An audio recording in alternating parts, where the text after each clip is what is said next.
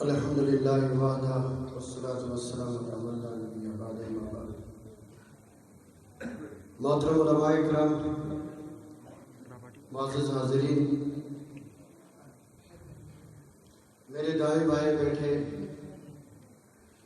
راولپنڈی اسلام آباد کے ممتاز علماء کرام، خصوصاً جامعہ غفوریہ کے شیخ الحدیث مولانا محمد حسین طارق صاحب، میرے بائیں طرف بیٹھے مولانا ولی اکرم صاحب ناظم جامعہ دارالہدیٰ، اسی طرح بہت سے علماء کرام کے ساتھ راولپنڈی کے نائب امیر جناب محترم مفتی مسرت اقبال صاحب، باقی علماء کرام کا تقریباً نام میزبان صاحب نے لیا ہے۔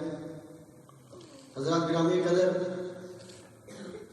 جو شخصیت آپ کے سامنے تشریف فرما ہے، یہ جامعہ ام القری مدینہ کے فاضل ہونے کے ساتھ ساتھ اس عظیم ہستی کے فرزند ہیں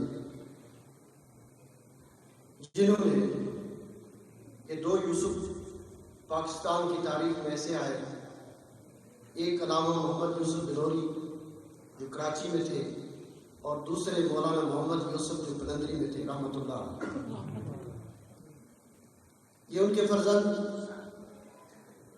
خطیب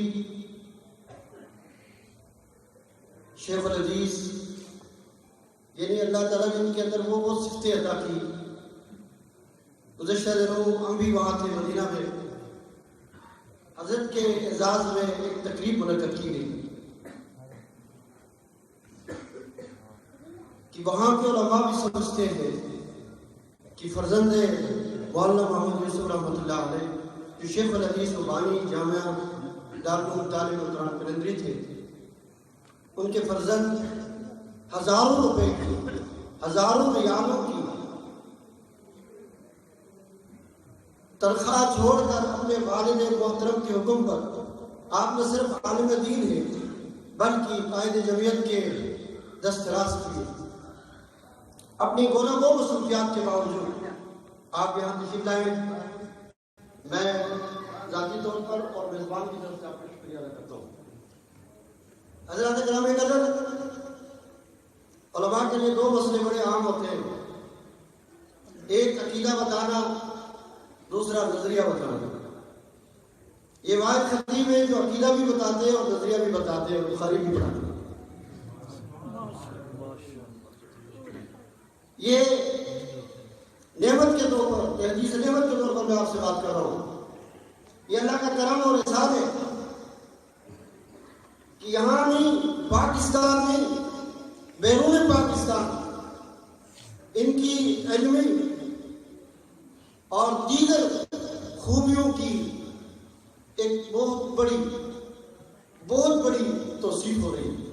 تو یہ آپ کی ہے، میری ہے۔ میں دعا کرتا ہوں اللہ تعالیٰ شکر کے باوجود، روز سفر کے باوجود آپ تشریف لائے، ہم آپ کے بہت مشکور ہیں انشاءاللہ آئندہ بھی آپ اسی طرح سرپرستی فرمائیں گے۔